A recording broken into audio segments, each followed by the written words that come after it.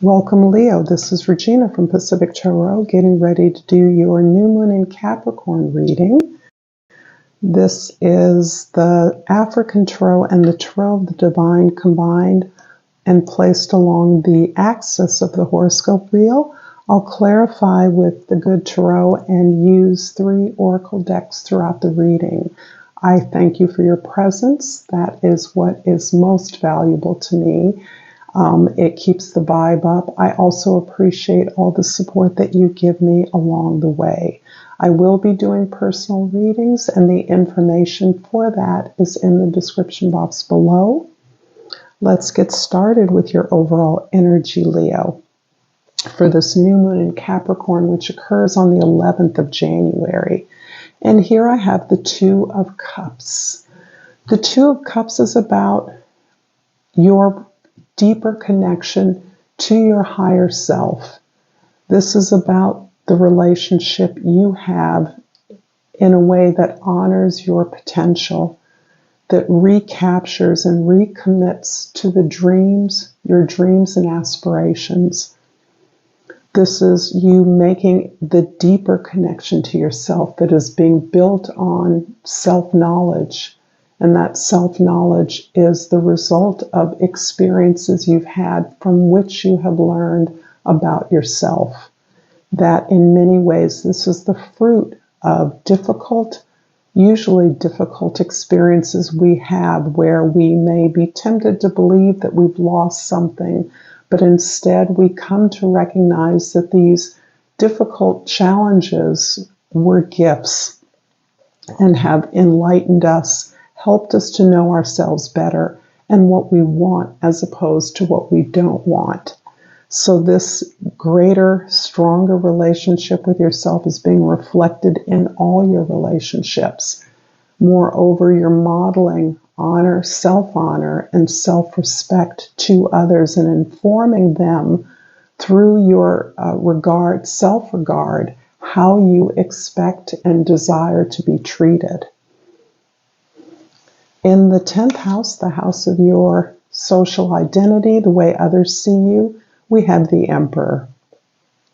This is about really, again, understanding the things that you cannot control and the things that you can.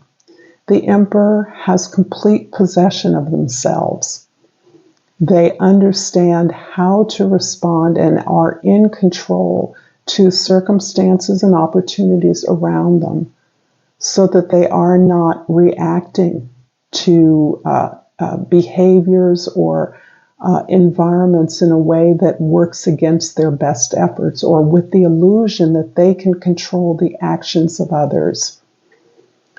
Here you are understanding what is of value to you, what your plan is, and how to strategize the employment of this self-knowledge in your efforts with regards to others, in particular to a community, a place where you have a responsibility to execute some task on behalf of others.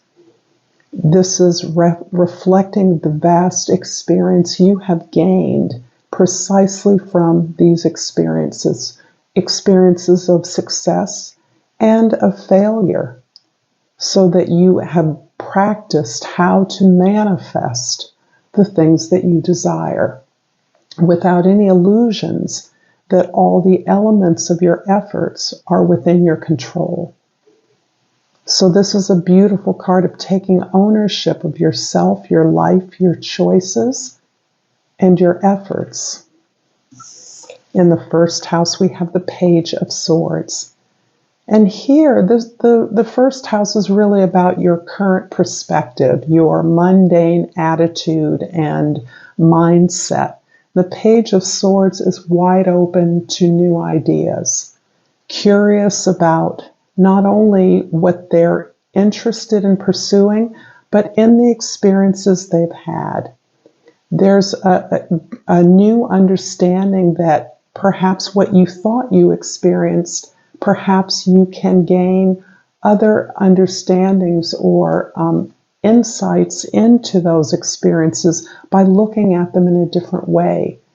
This is also about the power of your words as well as your thoughts, so that you're understanding how to be curious in a way, how to elicit information from others or find out about the experience of others in a way that is non-judgmental, that does not have an agenda, but simply seeks information, that is able to listen by asking the correct questions. So this is, in many ways, a quality of a strong leader. A strong leader doesn't necessarily give orders, but instead seeks an understanding, a knowledge of those with whom they work, so that they can understand the perspective, the strengths, and the interests of individuals in order to cultivate those. This is working from a place of strength. In the fourth house, the house of your history, your family, your domestic environment, the Seven of Cups indicates that there may be a lot of options and alternatives that exist within your home life, your domestic environment. There may be an overwhelming number of choices that you are being prompted to make, or there may be many requests for your time or consideration. Some of this is simply the desire for gratification, the obvious choices that may look tantalizing on the surface, but that you know are not of equal value. Within this array of choices, there is something that is most precisely destined for you, something that is going to help you clear the way to your desires, help you understand a way to your potential, and all the other choices are merely distractions. They're merely confusing in a way that can even be depleting or overwhelming. This is not exactly about anxiety, but this can be seen as an aspect of spoiled for choice, feeling like you have so many choices, so many invitations, so many offers that you are confused about the best way to move forward. In the seventh house, the house of your significant relationships, we have another page. And the Page of Wands is about your openness to try new things, to do new things. In fact, it's more than openness, it's hunger to try new things, to try things differently. And what adventure can look like in your environment may not look like adventure to someone else. This can be your trying new things, being open to try new things with the confidence and bravery, perhaps the inspiration of a leader or a supervisor, a boss who believes in you, a parent that believes in your ability to try something different, to pursue something. This can be pursuing an education, a training program as well, or simply a new job, a new position within an organization you already work. But this is an openness to gain new skills.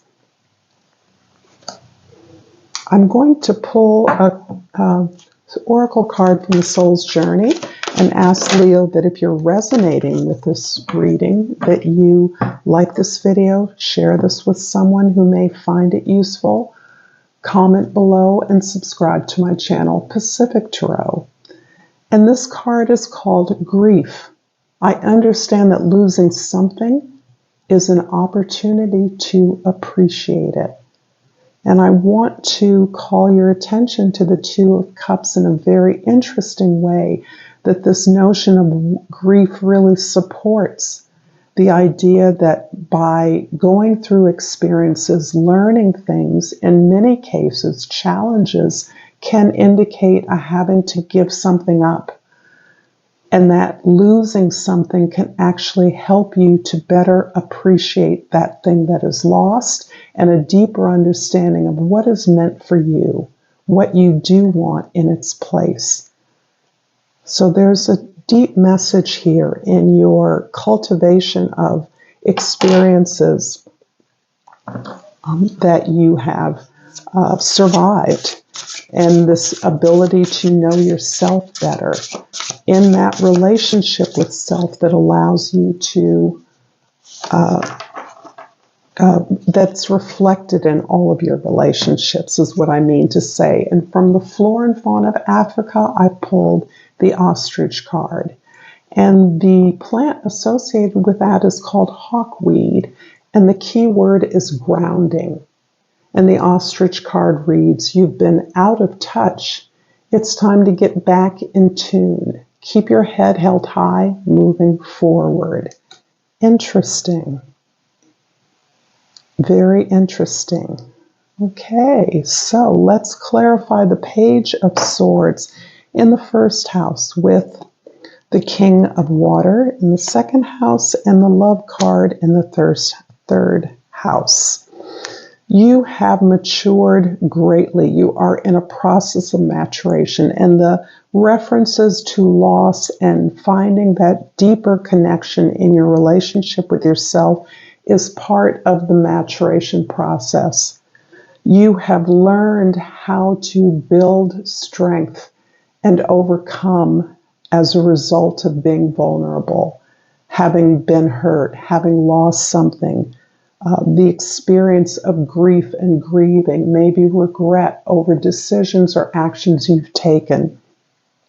Learning from those experiences are what helps us to mature, to grow, to wisen, so that what you've learned from experiences of challenge is a greater sense of compassion for self, self-forgiveness. And this is bearing upon your ability to continue to commit to yourself. Whatever choices you have or decisions you need to make, you're being cautioned throughout to make that choice based on what is going to fulfill your long-term desire for permanence, for something long-lasting, for something that supports your greater potential. Not something that's going to be easy and easily gratifiable, because that will not be challenging, that will not be interesting, that will be easy. And it's not to say that love or decisions should be hard. It is saying you're choosing the thing that challenges you to be your best self. And this is what the decision is. The maturation that you've actually undergone has prepared you for, to know what the wise choice is, to commit to yourself, to choose yourself. The Seven of Cups in the fourth house is clarified by the Two of Water, which is a repeat of the Two of Cups in the fifth house, and the Nine of Earth in the sixth house. Beautiful. It's so interesting that the Two of Cups repeated here is in your place of friendship, in the house of friendship, in the house of pleasure, in the house of your peers, which is indicating that your most meaningful, long-lasting relationships are friendships, and that lovers must be friends. This encourages you to cultivate reciprocity, to communicate freely, to have fun together, to know what brings you pleasure and how to bring pleasure to your peers, your friends, your lovers. This is important as this sparks your creativity, your joy, and this is important to you, Leo, being in a place of sharing this tremendous joy of who you are. You're working towards independent status. It is important to you to have an independent income, livelihood, to cultivate your own garden. And it's interesting that this goes tandem with deep relationships, deep connections, so that this is not about bachelorhood, which many people feel that being economically or financially, materially independent means that you're on your own. It does not necessarily mean that. However, it does mean that having your own goals, having your own vision for what makes you happy, what gives you stability and security, contributes to any relationship, contributes positively. And in many ways, it's indicated here that, excuse me, that is the most potentially positive partnership, is one of individuals that have cultivated their own gardens, their own interests, their own skills, and can bring that together in a mutually respectful relationship. It also means that you're committing to do the hard work of fulfilling your own dreams, fulfilling your own potential. You're not relying on someone else to do that work, which falls very cleanly in with the Emperor. This is you learning from your experiences and building the things that you need within yourself to enjoy your life and to be able to continue to invest in things that are important to you. That includes relationships. That includes your own skills and development. The Page of Wands in the 7th house is clarified by the Ten of Water in the 8th house and the King of Air in the 9th house. The 8th house is really about the way you share resources with others, and this Ten of Water or Ten of Cups with this beautiful laughing Buddha image is about this community that you are cultivating, that is a part of you. This is about being a part and contributing to a community that understands that your greatest wealth is your experiences, sharing resources, sharing your experiences of challenge and success with one another, unstintingly, without judgment, knowing that it takes a village, and that is true for every individual, not just as we raise children, and that can be particularly meaningful to you, those of you that are parents. However, this is beyond that. This is a part of a community that yields you the meaningful relationships that are supporting your growth, that are helping you helping them to ease yourselves into the world that we're creating, the more loving world that we want to see. The King of Air means you're able to make the hard decisions, to put your feelings aside when it comes to having conversations, those healing conversations that are necessary in order to better understand, connect, and communicate with those that are meaningful to you, for you to support others that are in a position to grow and learn, to be of guidance to those, and to be open always to new ideas, new inspirations, new truths, that you continue to pursue your own truth, a greater understanding of that in your interactions with others, with your community. The Emperor in the 10th house is clarified by the Call. This is the Judgment card in the 11th house, and the King of Earth in the 12th house. You have 3 kings on the table here, and the Emperor. It occurs to me that these can be other people as well as yourself. The other people are, in some cases, reflecting these various aspects of who you are. But throughout your desire to be more mature, more gentle, more self-forgiving, self-loving, to make decisions dispassionately when appropriate, is this desire and this mastery of your stability and your security, understanding what you need to be comfortable in the world. That's important to you. You need that anchor. Overall, you have come to an awareness for many of you as to your purpose on earth. That purpose can be anything that resonates with your talents, your skills, and your life experience.